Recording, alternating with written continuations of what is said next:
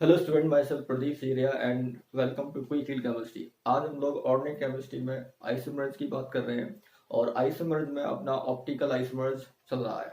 तो optical isomers में मैंने बताया था कि कैसे हमें ऑप्टिकल एक्टिविटी चेक करनी है। ठीक है, तो वहाँ पर मैंने बताया था एक अपने पास ऑर्डिनरी लाइट थी और उसको मैंने पोलराइजर के थ्रू पास किया और पोलराइजर जैसे पास हुई तो वो प्रोपागेटेड हो गई है, तो प्लेन प्रोपागेटेड लाइट बनी। अब प्लेन प्रोपागेटेड लाइट को एक ट्यूब में पास किया जिसमें एक सॉल्यूशन भरा हुआ था। उस सॉल्यूशन से पास होने के बाद अगर वो लाइट अपनी डायरेक्शन चेंज करती है, क्लॉकवाइज रोटेट होती है या एंटी क्लॉकवाइज रोटेट होती है, तो हमारे पास उस सब्सटेंस के बारे में इंफॉर्मेशन पता चल जाती है कि वो सब्सटेंस अपना ऑप्टिकली एक्टिव होगा। अगर वो लाइट प्रोपागेटेड ही नहीं होती है, मतलब रोटेट ही नहीं होती है, तो उससे हमें ये इन्फॉर्मेशन मिलती है कि वो लाइट क्या है, अपनी प्रोपागेटेड ही रही है। तो इससे इन्फॉर्मेशन ये मिलती है कि जो सब्सटेंस रहेगा अपने पास वो ऑप्टिकली इनएक्टिव रहेगा। तो आइए देखते हैं, जब भी ऑप्टिकली एक्टिव बनता है तो दो चीजें वहां पर जनरेट हो जाती हैं। लाइट रोटेट हो रही है क्लॉकवाइज और लाइट रोटेट हो रही है एंटी क्लॉकवाइज। तो क्लॉकवाइज रोटेट होने को क्या बोलते हैं और एंटी क्लॉकवाइज रोटेट होने को क्या बोलते हैं, तो आइए देखते हैं इसको। तो मैंने यहाँ पर एक नोट्स लिखा हुआ है, the substance which rotate the plane of polarise light in the clockwise direction. ठीक है, clockwise direction that is towards right are called dextro rotatory substance. और लैटिन में इसको बोला जाता है डेक्स्ट्रो, जिसका मीनिंग होता है राइट। ठीक है, इसका मीनिंग होता है राइट साइड, ठीक, राइट कहलाता है। This indicated by putting a letter small D, small D से ये प्रेजेंट किया जाएगा और प्लस साइन से भी प्रेजेंट किया जाता है।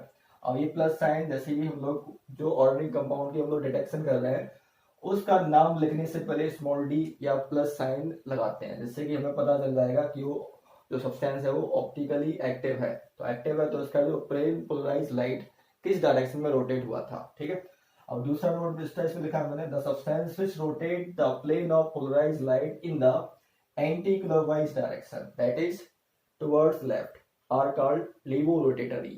ठीक है, सब्सटेंस। और लैटिन में लेवस, जिसका मीनिंग है लेफ्ट, इसका मीनिंग है लेफ्ट, मतलब लेफ्ट साइड रोटेट होगी अपने पास। तो इससे हम लोग जैसे कि ऑर्गेनिक कंपाउंड अगर है जिसका हमने डिटेक्शन किया था, अगर वो लेफ्ट साइड रोटेट होती है लाइट, तो IUPAC नेम लिखते टाइम उसमें स्मॉल एल या माइनस साइन का यूज करेंगे। ठीक है, नाम लिखते टाइम। जैसे कि हमारे पास कोई ऑर्गेनिक कंपाउंड है, ठीक है, उसका नाम जैसे कुछ है अपने पास, अगर वो ऑप्टिकली एक्टिव है तो नाम लिखने से पहले हमें क्या करना है, यहाँ पर प्लस साइन या स्मॉल डी इस तरह से लिख के इसका नाम जो भी होगा वो यहाँ पर रख देंगे, या मैं माइनस साइन और माइनस साइन के बाद उसका जो नेम होगा वो उसका नेम लिख देंगे, या स्मॉल एल इसका, उसके बाद उसका जो नेम होगा उसको वो हम लोग यहाँ पर लिख सकते हैं। तो ये कुछ नॉमेनक्लेचर टाइप पार्ट हो गया है। नाम लिखना है तो कैसे लिखना है, स्मॉल डी क्या रिप्रेजेंट करता है और स्मॉल एल क्या रिप्रेजेंट करता है। तो एक बार मैं फिर से इंफॉर्मेशन दे देता हूँ कि जब भी हम लोग प्लेन पोलराइज लाइट को पास करते हैं किसी भी ऑप्टिकली एक्टिव सब्सटेंस में, तो वो क्या होगी, उसकी जो प्लेन पोलराइज लाइट होगी वो डिस्टर्ब होगी, मतलब कुछ एंगल वो गेन कर लेगी, या तो क्लॉकवाइज या तो एंटी क्लॉकवाइज। ठीक है,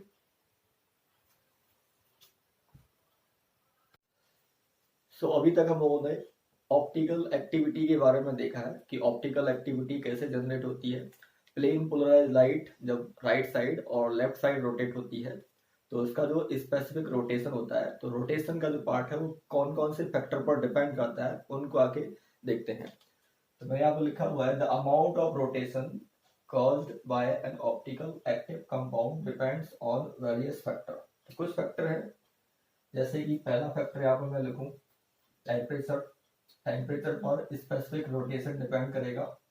ठीक है, टेम्परेचर पर स्पेसिफिक रोटेशन डिपेंड करेगा, तो स्मॉल टी मैंने ले लिया है टेम्परेचर को। दूसरा फैक्टर है यहाँ पर कंसंट्रेशन। कंसंट्रेशन क्या होगी सॉल्यूशन की, कंसंट्रेशन और डेंसिटी कितनी होगी। ठीक है, कंसंट्रेशन को मैंने C से बोल दिया। तीसरा फैक्टर यहाँ पर लेंथ हो जाएगी, लेंथ ऑफ ट्यूब जिसमें सॉल्यूशन भरा हुआ है, जिसमें लाइट बीम पास की जाती है, इसको मैंने ले लिया स्मॉल एल से। ठीक है, और अगला फैक्टर यहाँ पर हो जाता है wavelength, wavelength of sodium light. तो वेवलेंथ जो हमारे पास ली जाती है, जो लाइट पास की जाती है, उसकी वेवलेंथ, जिसको मैंने यहाँ पर इसको बोल दिया लैम्डा से। एक इंपॉर्टेंट फैक्टर है जो स्पेसिफिक रोटेशन, जो रोटेशन होता है उस पर डिपेंड करते हैं, इनको याद रखें। एक हो जाएगा टेम्परेचर, एक कंसंट्रेशन वाला, एक लेंथ वाला, और एक स्पेसिफिक अपना वेवलेंथ का रहेगा। अब जैसे कि मैंने बोला है, ये फैक्टर होने के बाद अगर हमारे पास प्लेन पोलराइज लाइट जो हमारी रोटेट हो रही है, उसका स्पेसिफिक रोटेशन कितना बनेगा, तो उसको मेजर करने के लिए एक जबरदस्त फॉर्मूला आता है। और इसके पहले मैं डेफिनेशन को बता देता हूँ कि स्पेसिफिक रोटेशन कैसे जनरेट होगा। तो this specific rotation of optically active compound can be defined as the amount of optical rotation observed when plane polarized light is passed through a solution of 1 gram per ml, solution की concentration 1 gram per ml होगी, and solution in a 1 decimeter long tube, और जो solution होगा वो 1 decimeter long tube में रहेगा। तो जितना भी अपना ऑप्टिकल रोटेशन मेजर किया जाएगा उसी को बोला जाता है स्पेसिफिक रोटेशन। ठीक है, तो स्पेसिफिक रोटेशन का फॉर्मूला क्या बनेगा, तो मैं इसको यहाँ पर लिख देता हूँ, स्पेसिफिक रोटेशन, जिसको यहाँ पर अल्फा से प्रेजेंट किया जाता है। ठीक है, स्क्वायर ब्रैकेट में लिखा जाएगा इसको।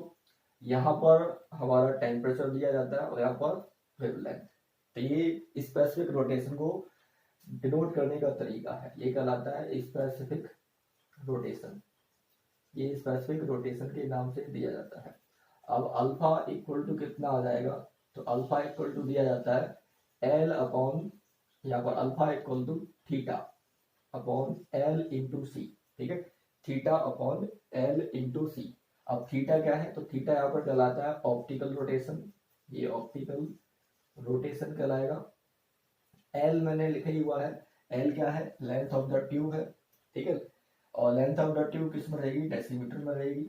और सी मैंने लिखा हुआ है कंसंट्रेशन है। ठीक है, सी यहाँ पर कंसंट्रेशन है। तो स्पेसिफिक रोटेशन का एक फॉर्मूला हम लोग अप्लाई करेंगे और प्लेन पोलराइज लाइट कितना रोटेट हो रही है उसको निकाल लेंगे। ठीक है, हमें क्या पता होना चाहिए, ये जो एंगल है ऑप्टिकल रोटेशन, लेंथ और कंसंट्रेशन, तो हमारे पास स्पेसिफिक रोटेशन आ जाएगा, अल्फा की वैल्यू आ जाएगी। ठीक है, तो ये बहुत ही जबरदस्त पार्ट है आइसोमेरिज्म का, ऑप्टिकल आइसोमेरिज्म बहुत ही इंपॉर्टेंट पार्ट है और कंसेप्चुअल है।